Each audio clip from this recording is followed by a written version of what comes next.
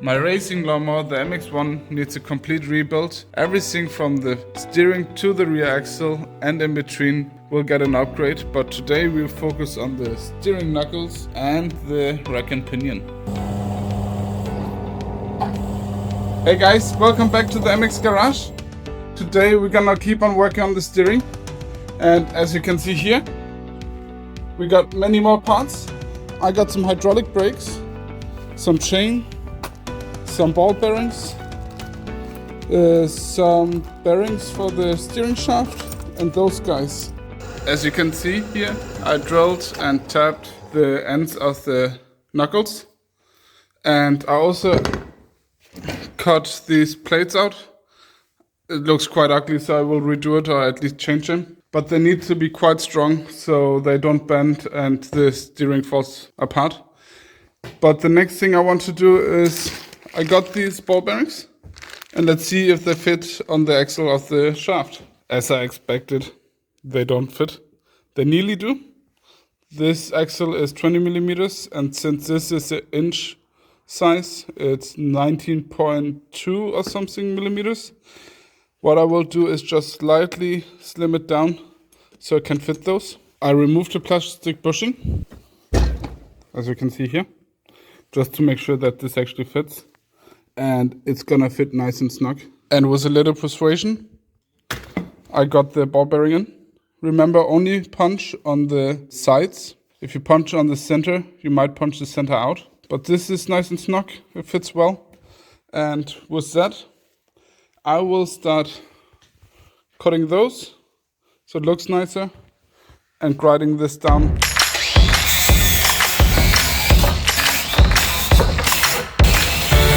Now that I cut the pieces into rectangles, I will use the grinding disc, make them pretty, a little bit more round and so on, as well as trying to grind this down with the angle grinder. I don't have a mill, so I will use the angle grinder. However, I decided what I will do is use a marker, put some red lines on it, then touch it, and through that I can see where it's red and where it's not red. So I will make everything red, I will grind it down, then check, and then repeat the process. So every time I should only take a little bit off, and after a few times it should fit. So let's get to it. And I will not get nice red fingers.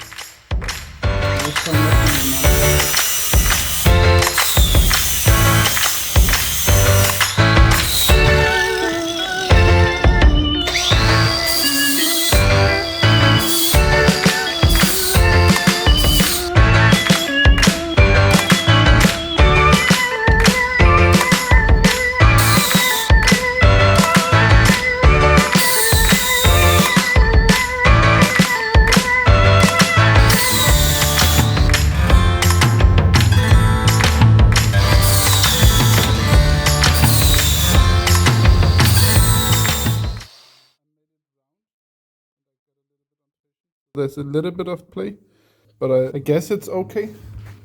I will be more careful with the other one. I don't know if you can see this. The wheel is not really straight. So I need to figure out what is going on there, because I don't think it's the ball bearings. Here we are, the knuckles are all set and done. I added some spacers and assembled it as it should be. I added the ball bearings in both wheels.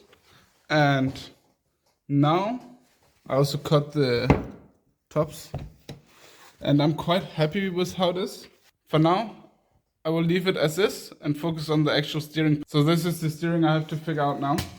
It's mainly putting this part on the structural steering beam and figuring out how I will mount everything. So hang with me and we will see.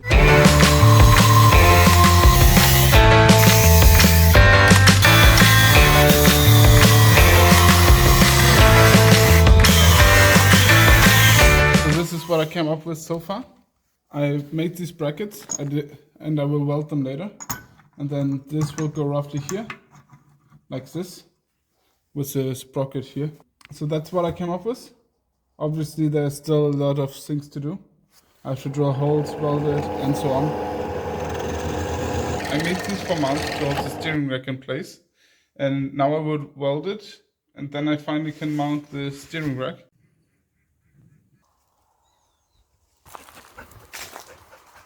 Yesterday it got late, but I finished welding. However, I had a bunch of issues with my welder. Let me show you. I got this Biltema welder. It's fairly cheap, but it used to do the job quite well, at least for my needs. But as you can see here, these pulleys, when I press, they're not spinning the same speed. There's a bunch of slip, meaning that the flow is really inconsistent and not fast enough, so I need to have a look at that. However, let me show you what I did. This is how it looks now.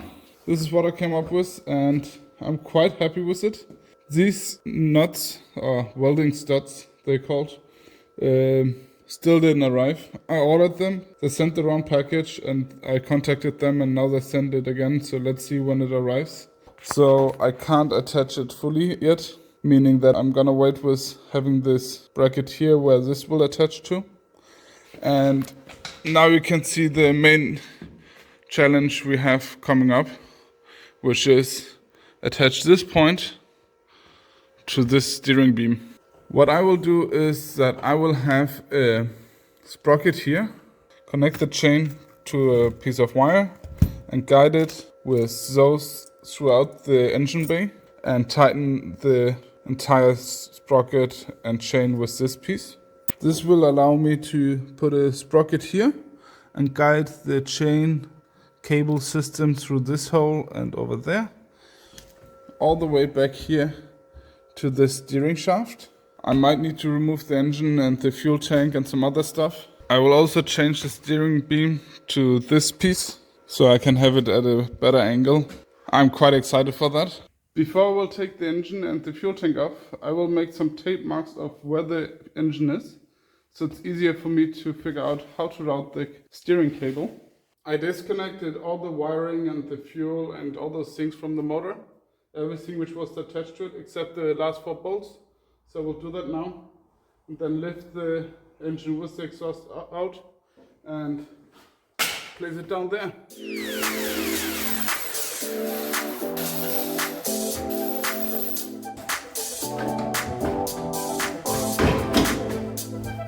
I'm an idiot.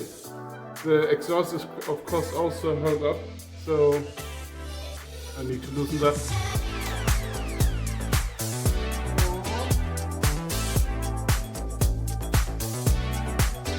Number 2. Now I should be able to take off the motor.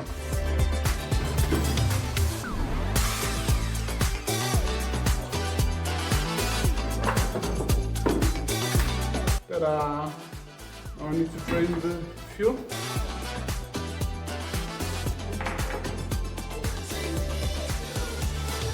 I like to use these lockable bags so I can keep screws and those things for the different components in bags so I don't lose shit. The fuel is empty, so I could remove the fuel tank, and now I'm just gonna remove some small things and figure out how I exactly want to mount the different things. The thing I like to do is put a wrench here, click it. Then I don't need to use one hand on each side, I can just come from one side and loosen the bolt. Makes it easier if you work alone, because then you can actually see where you work.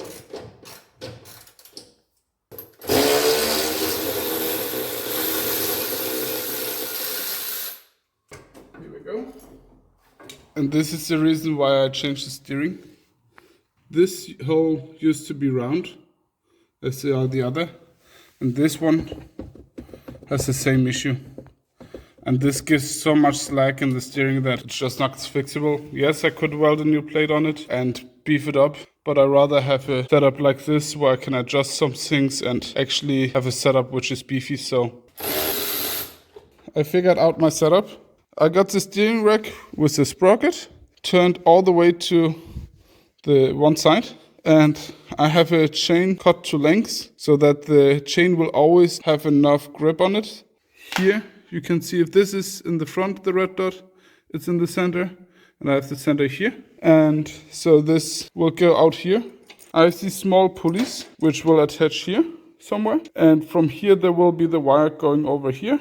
And I will have a similar setup on the other side with 2 pulleys. And then I will mount the steering beam next to figure out if I can put the sprocket there and if I need to change anything or if I can just mirror it. After contemplating it a little bit more, I decided I'm not gonna mount this straight to this.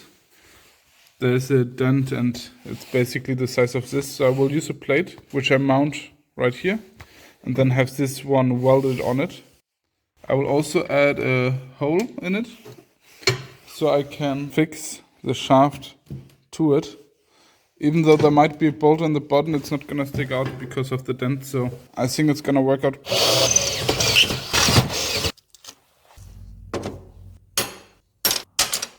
I focused on the steering beam and this is how it looks so far. It's not tacked in place yet, it's just a rough mock-up.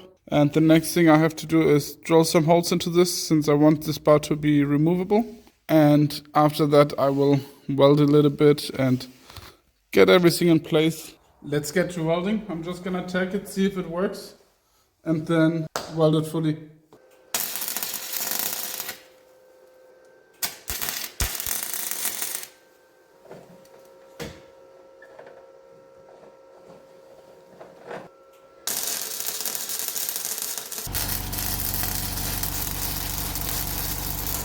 I assembled a bunch of stuff from the steering wheel to the chain and the connection and the sprockets and everything. So now when I turn, you can see this one moving.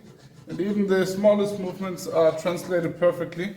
It's very easy to tension since I have a tension thing on each side, which also allows me to align the sprocket.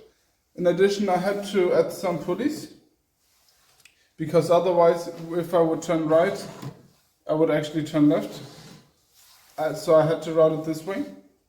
I had these pulleys laying around and they fit really nicely.